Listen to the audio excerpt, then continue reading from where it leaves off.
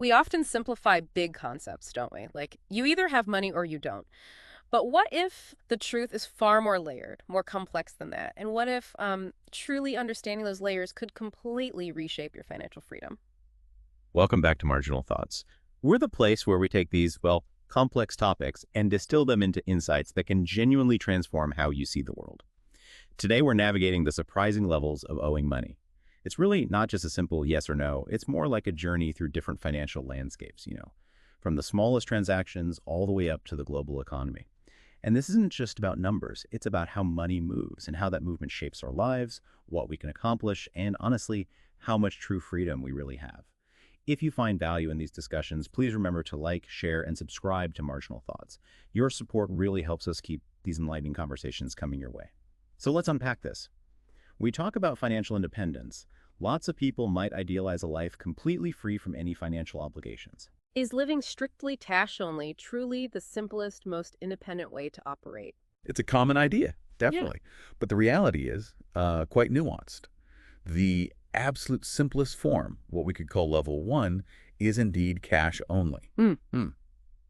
At this stage, you literally have no debt, no credit cards, no outstanding payments to anyone, zero. Your spending power is strictly limited to the money you physically possess or, instantly available in a bank account. It's the purest form of not being indebted. So you're saying someone operating cash only is living entirely within their means, never touching borrowed money. That sounds incredibly safe, almost. Idyllic, right? It sounds safe, yes. And for some people, it's a very deliberate choice. Individuals who live significantly below their means and just avoid acquiring things that would require taking on debt. But interestingly, at the other end of the spectrum, you also find unhoused individuals who, well, by default, own nothing and thus technically owe nothing. It's a stark paradox.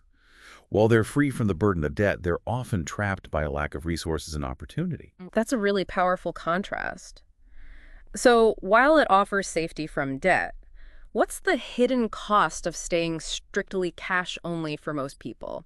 Because safe doesn't always mean free, does it? That's precisely the point. The real hidden cost of living cash only isn't just the lack of credit cards. It's the sort of invisible wall it builds around certain opportunities. Unless you have an exceptionally high income or you've already built up significant savings, you're basically cut off from a vital tool for wealth creation. Leverage. Leverage. You can't build credit. That means getting a mortgage, a car loan, or effectively scaling any financial endeavor becomes, well, almost impossible. You're safe from the risks of debt, sure, but you're also quite stuck. It's a paradox, really, financial safety creating financial stagnation. That truly reframes it. Secure maybe, but blocked from growth. Oh. Okay. For most people, though, their first encounter with what we generally call debt is probably very different from that. What's the usual entry point for many? Yeah, if we look at how most people navigate their finances, the first real exposure to borrowed money is often level two, payday loans. These are quick, immediate loans, often used out of, frankly, desperation for short-term cash flow issues. It's that moment, you're broke on a Thursday, payday is still days away, and you urgently need to fix your car or pay the rent. You don't have savings, and you're just tired of constantly saying no to life's unexpected costs. So you grab one of these loans or maybe sign up for a buy now, pay later scheme. Oh, buy now, pay later seems to be everywhere these days. I didn't realize those were really in the same category as traditional payday loans. Are they actually that common? Oh, far more common than most people think. Yeah. It's a common misconception that these are rare or only for a select few. Over 12 million Americans use payday loans every single year, and the average borrower takes out 8 of them. 8. Yeah.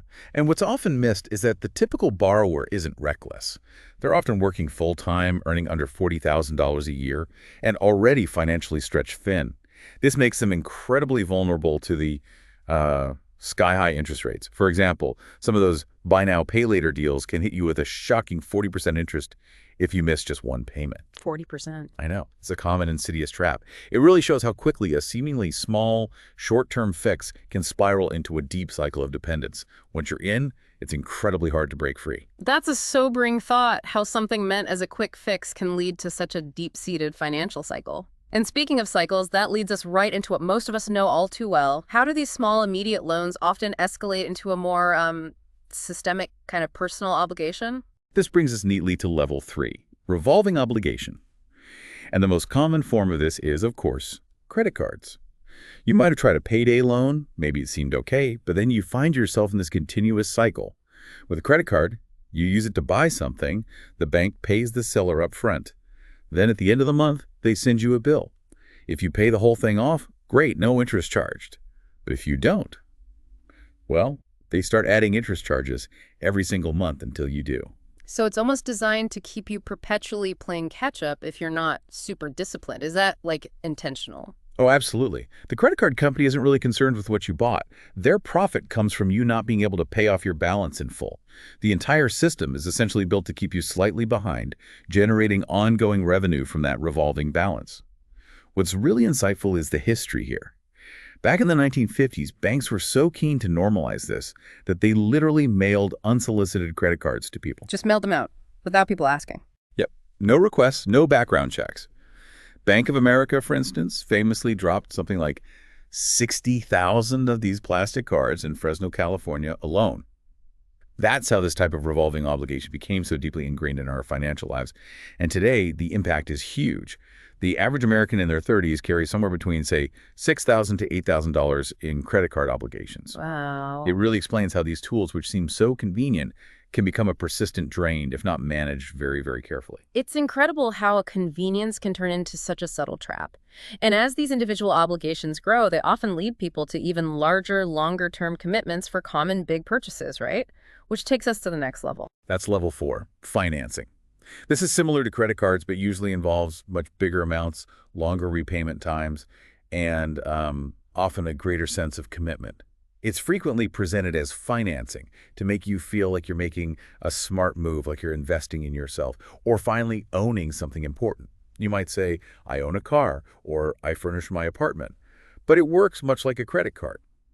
You borrow money to buy, say, a car. The lender pays the seller. And then you pay the lender back plus interest for years. Exactly. Often for 3 to 7 years for something like a car. And often for things that don't really hold their value, right? Like that car depreciates the second you drive it off the lot. It feels like you're buying something, but you're still paying interest on an asset that's actually losing value. Precisely. You end up paying the full price, plus all that interest, for an asset that immediately loses a significant chunk of its value. The real insight here is recognizing the psychological trick. This level sells you on the feeling of ownership. It makes you believe you own something while you're actively eroding your net worth until that very last payment is made. These large monthly obligations then lock you in. They severely limit your flexibility to take risks, maybe change jobs, or even start your own business someday. It raises a really critical question. What types of obligations truly build value for you? If you're going to borrow, it should ideally be for something that can genuinely grow or pay you back somehow, not just something that rapidly depreciates. That's a crucial distinction. It really challenges the whole idea of owning something when you're still making payments and losing value. Yeah. Okay. And now, moving from items like cars and furniture, let's shift gears to an obligation often held up as the classic example of good debt, investing in your own education. That's level 5, student obligations. And here, the concept of debt gets a complete rebrand, doesn't it? That's suddenly an investment. You're not just borrowing for a material thing, you're borrowing for your future. There's this strong promise that getting a degree will lead to a high-paying job. You're typically, 18, maybe 19 years old, perhaps barely understanding how taxes work, let alone complex finance. But the government or a private lender is happy to offer you a 6-figure loan. Yeah. It's presented as this clear path to opportunity. Education means a better job. A better job means more money, so paying it all off should be easy. Right. But the reality, as we see so often, is far from that simple narrative. What's the kind of unforeseen cost here? It's true. That promise, it often doesn't pan out quite like that for everyone. As of 2025, get this, over 44 million Americans collectively owe more than $1.7 trillion in student obligations. Trillion. That's astronomical. It is. To put that into perspective, that's more than the entire GDP of Australia. Just a truly astonishing figure. And the challenges are significant. Nearly a third of those borrowers never even finish their degree. Oh, wow. So they have the obligation without the intended benefit. Exactly. And even for those who do graduate, the average repayment time for a student loan is a daunting 20 years. This isn't just about the money itself. It delays major life milestones like buying a home, getting married, maybe starting a business, because you're still deep in the process of paying off that student obligation from years ago. Yeah. It really highlights the often unforeseen, very long-term impact of educational obligations It urges careful consideration beyond just accepting the good debt label. It definitely makes you pause and think about the true long-term cost of that investment, okay? And speaking of significant long-term commitments, for most people, the single biggest individual financial commitment they'll ever make is buying a home. So what's level 6? Level 6 is the mortgage. Now, this doesn't immediately make you a true homeowner in the full sense. It essentially makes you a very long-term renter, with the bank acting as your landlord. If you miss a few payments, guess what? That property isn't yours anymore. Right. We saw this play out in a really dramatic and painful way during the 2008 financial crisis, didn't we? That whole crisis was kicked off precisely because reckless lending practices led to widespread defaults, a market crash, and devastating personal losses for millions. That's a stark reminder of the risks involved. Yet, despite that history, mortgages are still widely considered a smart financial move, almost like a rite of passage for many. Why is that perception so strong? It's an important question, especially when we talk about perceived good debt. Mortgages can be a smart move, absolutely, but only if you approach them with your eyes wide open. You need to buy well within your actual means. You need a stable income. And crucially, you need a solid backup plan, just in case. In theory, mortgages are considered good because, well, you're building equity. You're slowly gaining ownership over time. And you're not just throwing away money on rent. Plus, home values historically tend to appreciate, so you can often come out ahead financially in the long run. But there are caveats. Huge caveats. These benefits rely on a lot of things going right. The housing market has to remain stable, or at least not crash. You need job security. Interest rates can't suddenly explode upwards, and you can't have major uninsured property damage like a fire or a flood. And even if all of that goes perfectly, you still don't truly own the house free and clear until you've paid off hundreds of thousands of dollars over typically 20 to 30 years. Right. It really demystifies homeownership a bit, emphasizing the significant long-term commitment and the underlying risks, even in what's generally seen as a positive financial step. It's all about understanding the full picture, isn't it? Okay. Now, as we move beyond these sort of personal obligations, the concept of borrowing starts to shift quite dramatically. What happens when you're borrowing not really for consumption, but for entrepreneurial endeavors? That takes us to level 7, business obligations. At this stage, you're no longer simply borrowing money, you're raising capital. The language itself changes. The obligation you're taking on here is viewed purely as a financial tool. The numbers should suggest it makes logical sense, and if you execute your plan well, the money you borrow should generate more than it costs you in interest. This involves tools like lines of credit, which are flexible, revolving funds you can draw on as needed, or equipment financing specifically for machinery or necessary tools, and bridge loans, which are short-term funds to bridge gaps until longer-term financing comes through. So it's less about your past financial history and more focused on what you can potentially build. That feels like a huge shift in mindset.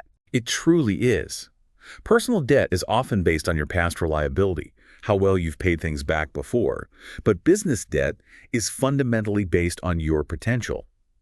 Lenders aren't primarily looking at how much money you've saved. They're scrutinizing your business plan. They're asking, can this business actually make money? Can it scale up? I see. If the answer seems to be yes, then this kind of obligation isn't seen as a weight. It's more like a ladder. It can be a really powerful weapon. It allows you to launch your business faster, hire a team sooner, acquire better tools, and manage your cash flow until you become profitable. But there are still risks, obviously. Oh, absolutely. Significant risks. Around 20% of businesses fail within their first year alone. And if you've signed personal guarantees, which is common for small businesses, that business obligation will unfortunately follow you personally, even if the business itself fails. This is the level where leverage, using borrowed money, truly either makes or breaks you. That's a significant shift in how we think about financial commitments, moving from personal consumption to a strategic tool for creation. But yeah, with its own set of substantial risks. Now, let's elevate this concept of leveraging funds even further, maybe beyond just your own business. This brings us to level 8, leveraged investments. So, if a business obligation means investing borrowed money in your own business, leveraged investments mean using borrowed money to invest in other businesses or financial markets. You're no longer just betting on yourself and your plan. You're betting on the broader market using funds that aren't actually yours. Okay, how does that work in practice? Well, imagine you have, say, $1 million of your own money You could invest it directly into a stock portfolio and perhaps expect a, I don't know, 7 to 10% annual return, historically speaking. Right, the standard approach. But with leverage, you're aiming to multiply that return dramatically. Yeah. What if you take that same $1 million and use it as collateral to borrow another $3 million from a lender at, let's say, 4% interest? Now suddenly you're investing $4 million instead of just your original $1 million.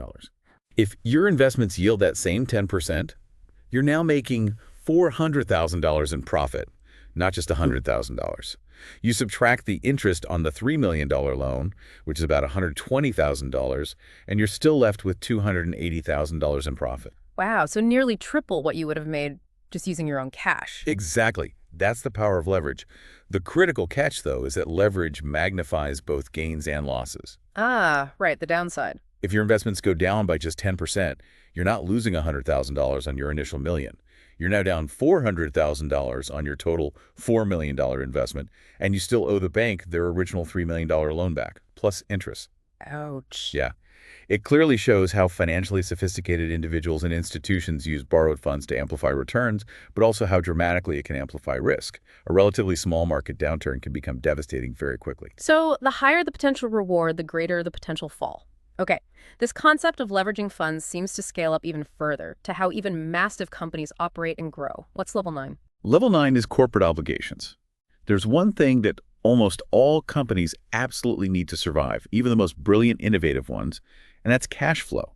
A company can have an amazing product or a groundbreaking service, but if it runs out of cash before that vision becomes profitable, none of it really matters in the end. Right. That's why even some of the biggest, most successful companies in the world take on obligations. It's not necessarily because they're failing or in trouble. It's because they need money to manage day-to-day operations, pay their employees, buy materials, build offices, and critically fund essential research and development, R&D, before they start turning a consistent profit. So it's not necessarily a sign of distress, but more of a strategic, almost everyday tool for growth and just keeping the lights on sometimes. Can you give some examples of things that were built this way? Exactly. Many of the everyday tools and services you use today, from your smartphone and the apps on it to your favorite streaming services, maybe even your electric car, were likely funded, at least in part, by borrowed money at some stage. Sometimes it works out brilliantly. Netflix, for instance, ran on significant amounts of corporate obligation for many years while it was building its massive content library and global infrastructure. Yeah, makes sense. But sometimes it doesn't work out. Remember Quibi, the short-form streaming platform. They famously raised nearly $2 billion in corporate obligations, but ended up shutting down in under a year. Oh, right. I remember that. So this level provides critical insight into the unseen financial engines driving the corporate world. It demonstrates that borrowing is often a standard, essential operational tool for growth and even survival, not just a sign that a company is in trouble. That's a perspective many of us probably don't consider when we use these products and services every day. Okay. Yeah. And finally, we reach the very top, the apex, the largest scale of obligation that truly affects every single one of us, whether we actively realize it or not. That brings us all the way to level 10, government obligations. This is the debt that, in many ways, truly runs the world. At this level, debt stops being merely personal or even corporate. It becomes systemic. Things we rely on every day: roads, schools, the military, healthcare systems, pensions. These are all funded, in large part, by governments spending more money than they collect in taxes. They're essentially running a deficit. Okay. That gap, that difference between spending and income, is covered by issuing government bonds. These are basically IOUs that the government sells to investors, large pension funds, and even other countries, promising to pay them back eventually with interest. And the scale of this is just staggering, isn't it? What does it truly mean for us, citizens living under these governments? The scale is absolutely immense. The U.S. national obligation, for instance, is now over $34 trillion. To try and put that in perspective, that's more than $100,000 for every single citizen, including every baby born today. Wow. It's hard to even comprehend. It is. And what's really unique here, unlike personal or even corporate obligations, is that governments don't necessarily plan to pay it all back in full in the same way an individual or company would. They have unique tools at their disposal.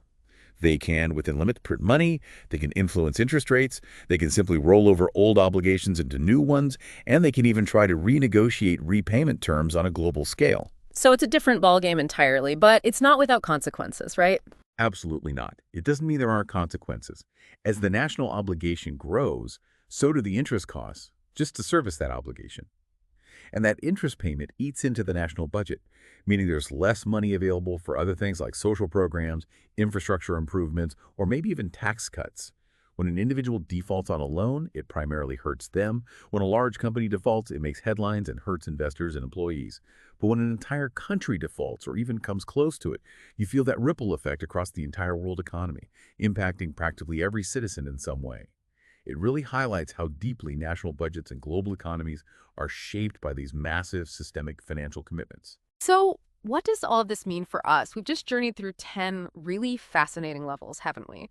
From operating solely on cash you have in your pocket, all the way up to the trillions of dollars that shape nations.